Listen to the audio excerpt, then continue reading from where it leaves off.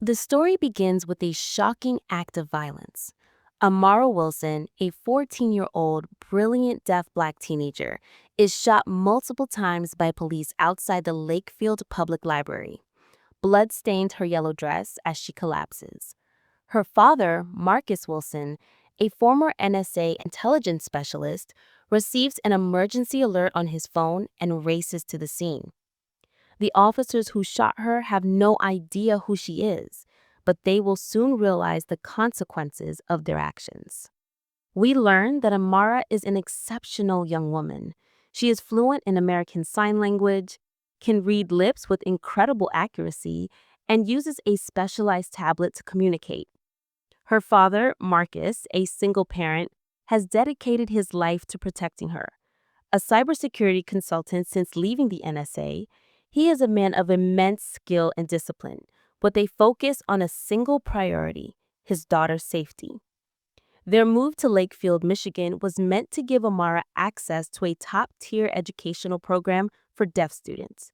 However, the move also exposed them to the subtle racial tensions of the predominantly white suburb.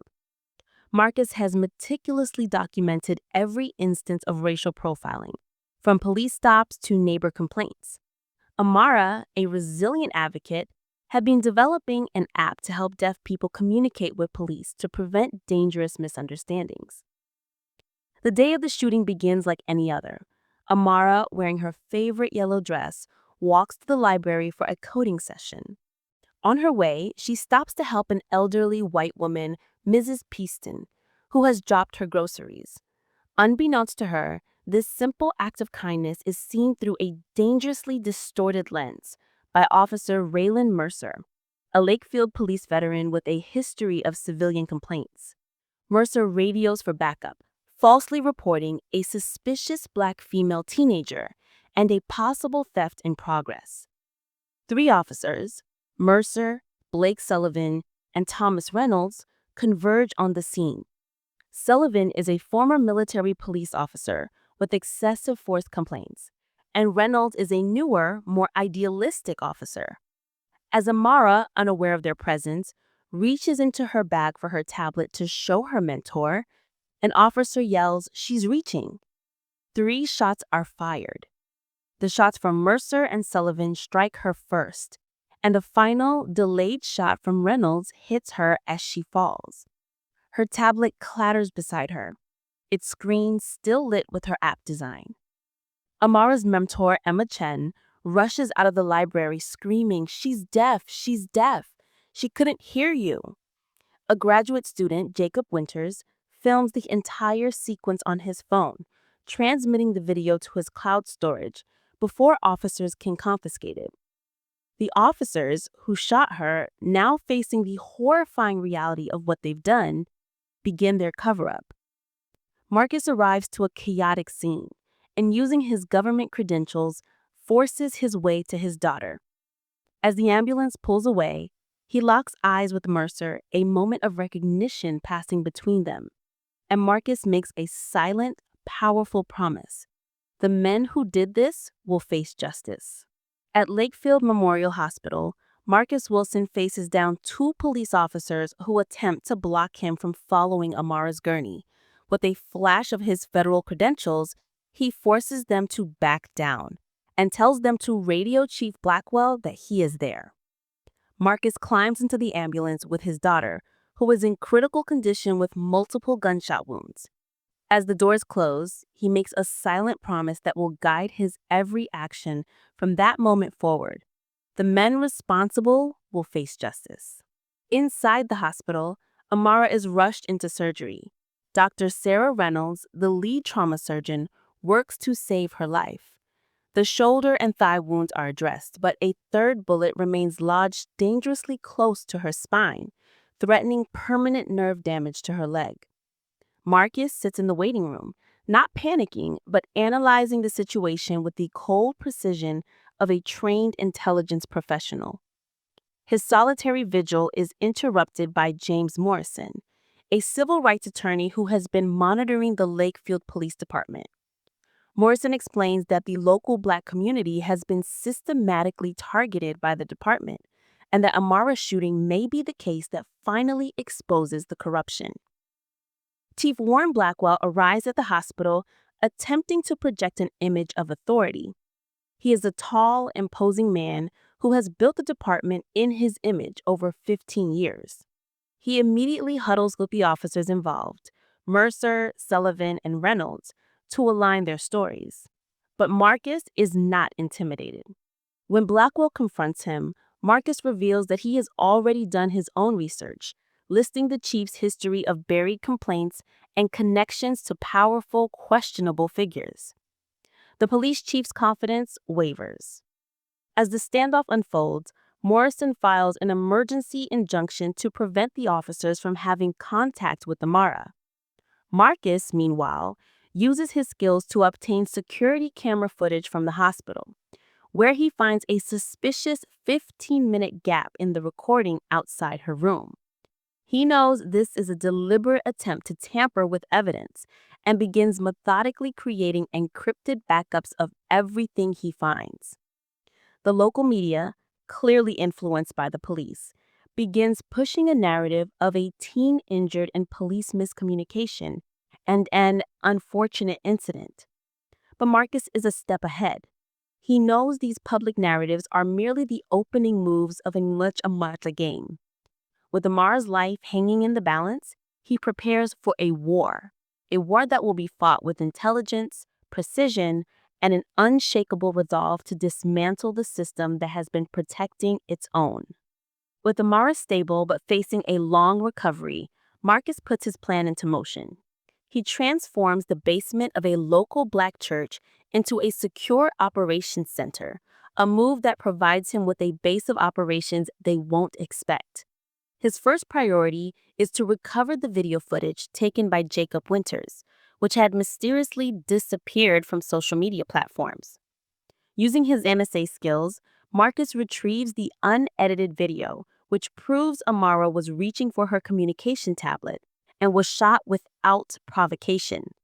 He secures the evidence and contacts Jacob, assuring the terrified student that the footage is safe. Next, Marcus begins to profile the officers involved, gathering information through a combination of legal requests and his own less conventional access methods. He discovers that Officer Mercer has a history of dismissed excessive force complaints, and his social media reveals connections to white nationalist groups. Officer Sullivan's record is even more disturbing, with multiple shootings ruled justified under suspicious circumstances. But Officer Thomas Reynolds, the third officer, presents a different profile. A younger officer, he shows flickers of idealism, and Marcus flags him as a potential pressure point. The Lakefield Police Department, meanwhile, begins its public relations counteroffensive, portraying the shooting as an unfortunate incident and attempting to discredit Marcus by questioning his background and intentions. The police union representative publicly attacks him, painting him as a dangerous radical. His home is ransacked under the guise of a search warrant, but Marcus has anticipated this, and his critical data is already secured elsewhere. The true breakthrough in Marcus's investigation comes when he activates a digital backdoor he had previously installed on the Lakefield Police Department servers. He uncovers a smoking gun of evidence. Internal communications reveal a coordinated strategy of racial targeting. Emails from Chief Blackwell outline focused enforcement zones in Black neighborhoods and instruct officers to maintain enhanced scrutiny of non-resident elements. Marcus discovers a direct connection between increased arrest quotas for Black residents and payments to the city from a private prison corporation. The corruption extends beyond the police department. Marcus's surveillance reveals Mayor Hamilton and District Attorney Phillips strategizing to minimize political fallout. He also finds evidence of selective enforcement against Black-owned businesses and the use of illegal facial recognition software to target Black residents. As Marcus methodically compiles this mountain of evidence, he receives an urgent message. A warrant has been issued for his arrest on charges of evidence tampering and illegal surveillance. He had anticipated this too. He vacates his visible locations and moves to a secure fallback position, ready to continue his fight. The police, acting on the false information he has planted, raid empty locations while Marcus watches, calmly documenting their procedural violations. The war has moved beyond the opening salvos, and the true battle is about to begin. 9 days after the shooting, Marcus continues to build his case, but he's no longer working alone. He has strategically built a coalition of allies, each with a crucial role to play in exposing the truth. First, there's Emma Chen, the librarian who witnessed the shooting. She has meticulously documented police harassment at the library for years, providing Marcus with a damning timeline of escalating police behavior toward Black and brown teenagers. She confirms that the department had a pattern of demanding IDs and performing unnecessary searches, a practice that the chief of police had privately threatened to continue if the library board complained. Next is Dr. Sarah Reynolds, Amara's lead trauma surgeon. Initially maintaining professional distance, she becomes a fierce ally after police officers attempt to enter Amara's hospital room without authorization. Dr. Reynolds uses her position to restrict access to Amara and provides Marcus with crucial information, including hospital security footage showing officers discussing evidence tampering. Jacob Winters, the graduate student who filmed the shooting, overcomes his initial fear after police intimidation and becomes an outspoken witness, bringing his university's legal experts into the fold. Perhaps the most surprising ally is Detective Lisa Cortez, an internal affairs investigator. She secretly reaches out to Marcus, revealing that the department has been pressuring her to sign off on a whitewashed report. She provides him with internal investigation files that show the systematic burial of excessive force complaints. She also informs Marcus that Officer Thomas Reynolds, the youngest officer involved, is wavering and has been asking questions about the shooting. Using this information, Marcus orchestrates a chance encounter with Reynolds, who admits his growing discomfort with the department's corruption, telling Marcus, "This isn't what I signed up for." Marcus continues to gather damning evidence. He uncovers the financial connection between the Lakefield Police Department and Clear Path Corrections, a private prison corporation that pays the city based on arrest volumes. He finds records of selective enforcement against businesses owned by or serving minority communities, and documentation of a deliberate harassment campaign to encourage them to leave town. He even uncovers Mayor Hamilton's private emails, which reveal his explicit knowledge of the department's demographic maintenance strategies. As the pressure mounts, Marcus's coalition and evidence become more powerful, but the department's counteroffensive also intensifies. Marcus narrowly avoids a police trap at the hospital, confirming that someone close to him has been compromised. Despite this, Marcus's strategic approach remains focused. He releases carefully selected information to trusted journalists, who begin to break through the local media's coordinated blockade. One investigative reporter publishes an expose on the department's racial profiling, drawing national attention.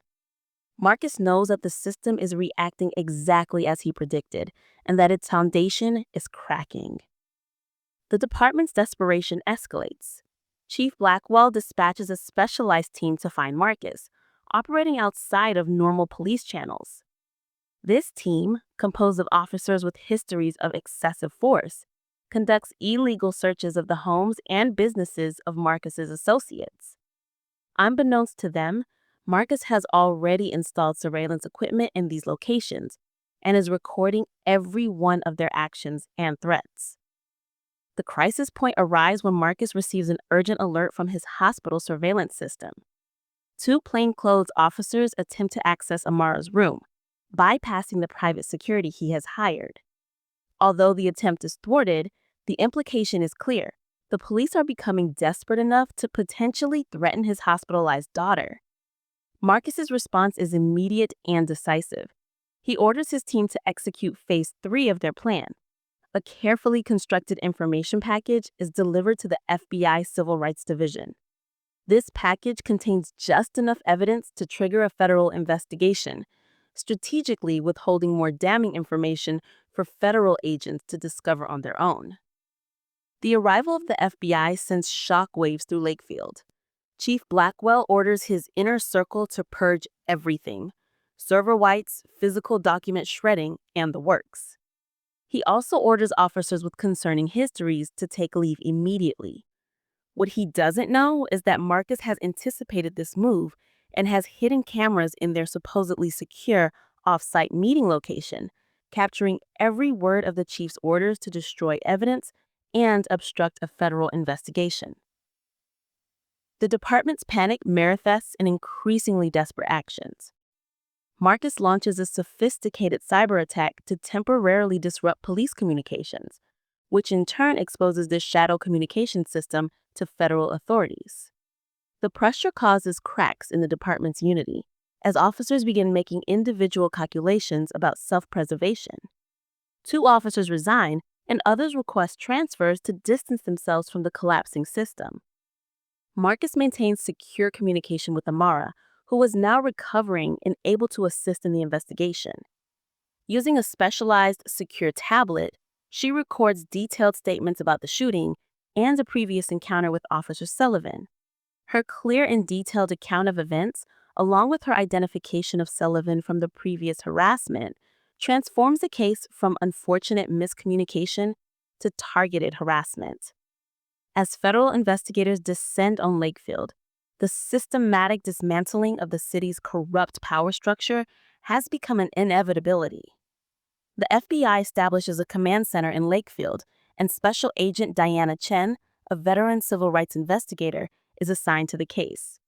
After verifying Marcus's identity, she agrees to receive his complete evidence package, noting that while his methods exist in a legal gray area, the systematic obstruction he documented provides grounds for admissibility.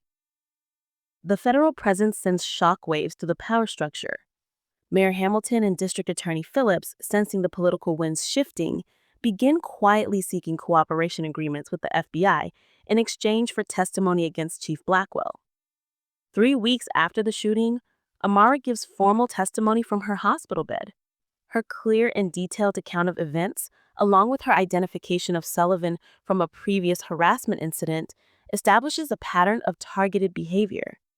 The breakthrough that transforms the investigation from damaging to devastating comes when Officer Thomas Reynolds agrees to become a federal witness. His testimony confirms the department's systematic targeting of Black residents and details specific instances of evidence tampering and witness intimidation. As federal agents secure departmental records, Chief Blackwell, in a desperate final attempt, tries to destroy physical documentation. Unbeknownst to him, Marcus's surveillance systems have anticipated this move, and he captures the chief's actions on video, including his instructions to his trusted officers to create a plumbing emergency to explain water damage to the files. The confrontation that follows is the climax of the investigation. As FBI agents secure the records room, Marcus arrives at police headquarters, accompanied by James Morrison and federal marshals. He walks into the heart of the institution that nearly killed his daughter. Confronted in his own domain, Blackwell accuses Marcus of destroying the department, but Marcus calmly responds by revealing the full extent of his evidence. He details thousands of civil rights violations, fabricated reports, and financial connections to white nationalist donors, exposing a system that treated Black residents as inherent threats and white residents as inherent citizens. Faced with overwhelming evidence, the power structure crumbles. Officer Sullivan attempts suicide but survives. District Attorney Phillips and Mayor Hamilton, confronted with evidence of their complicity, negotiate cooperation agreements to save themselves from lengthy prison sentences. The national media, now fully aware of the scale of the corruption, descends on Lakefield, transforming a local scandal into a national conversation about policing and race. Amara's physical and psychological recovery progresses steadily. Doctors confirm she'll have some long-term nerve damage in her left leg, but her determination to heal and her work on her communication app remain unshaken. Now, with federal protection, she is safe to continue her recovery. After her discharge from the hospital, Marcus makes their home a secure fortress, knowing threats from those who resent his exposure of the corruption are a real danger.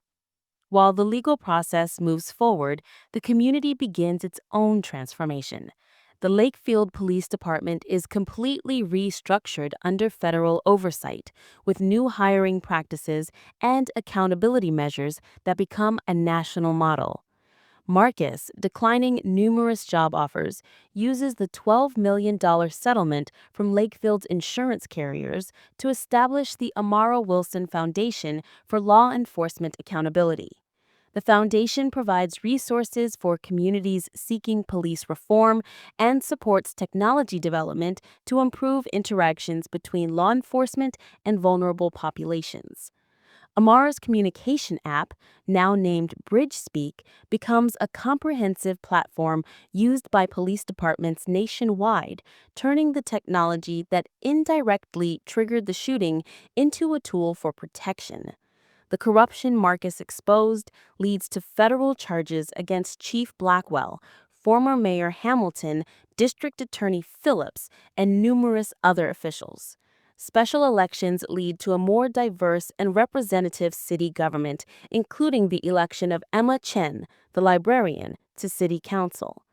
The most complex development is the community's relationship with Officer Thomas Reynolds, whose testimony was crucial for the federal prosecutions. Marcus and Amara decide to meet with him. During the meeting, Amara signs, "I can't forget that you were there that day." But she also recognizes that systems trap people and breaking free takes courage. Reynolds, who has started learning ASL, signs his own apology, a simple but heartfelt gesture. The community as a whole begins to engage in difficult conversations about reconciliation and reform, with new curriculum being implemented in schools and mentorship programs connecting residents across racial and economic boundaries. Amara's return to school is met with a support network of students and teachers who have learned sign language to communicate with her. She expands her app to help other vulnerable populations, turning her personal trauma into a force for widespread change. 6 months after the shooting, Amara Wilson stands at a podium in Lakefield Community Park. She has a slight limp, but her quiet confidence is evident as she addresses the crowd. The transformation of Lakefield is extraordinary. The police department has been completely reorganized, becoming a national model for reform. The Amara Wilson Foundation for Law Enforcement Accountability, funded by a $12 million settlement, provides resources to communities nationwide. Amara's app, BridgeSpeak, is now a tool for protecting others from similar misconduct. Former Chief Warren Blackwell and his accomplices are facing federal civil rights charges. The power structure that protected them has been dismantled, paving the way for a new, diverse leadership in the city. The community has begun to heal its deep-seated divisions through dialogue and reconciliation. Amara's return to school is met with a support network of students and teachers who have learned sign language to communicate with her. She expands her app to help other vulnerable populations, turning her personal trauma into a force for widespread change. Reflecting on their journey, Marcus realizes that his intelligence training, combined with his parental love, was the ultimate force for change. His skills, once used for national security, were repurposed for a more personal mission: justice for his daughter. Amara signs her speech, sharing that her work, born from fear, is now driven by hope. She explains that true justice isn't just about punishment, but about creating systems where injustice becomes impossible. As the celebration concludes, Marcus receives an encrypted message from a former colleague, hinting at similar corruption in a neighboring jurisdiction. The message suggests that the structural problems he uncovered in Lakefield are part of a larger regional network. He looks at Amara, now surrounded by friends, and knows that their journey may not be over. Amara signs to him, "What are you thinking?" Marcus responds that some journeys continue beyond what we can initially see, and that transformation is rarely complete. Amara's simple response, Then we keep transforming, solidifies their path forward. The story ends with a powerful message. Systemic racism persists, not through obvious declarations, but through institutionalized practices. The methodical dismantling of Lakefield's corrupt system shows that expertise, evidence, and unwavering determination can overcome even the most entrenched injustice. It is a testament to how one father's promise evolved into a model for communities nationwide, and how a community that found its voice in the aftermath of tragedy created a new, just future.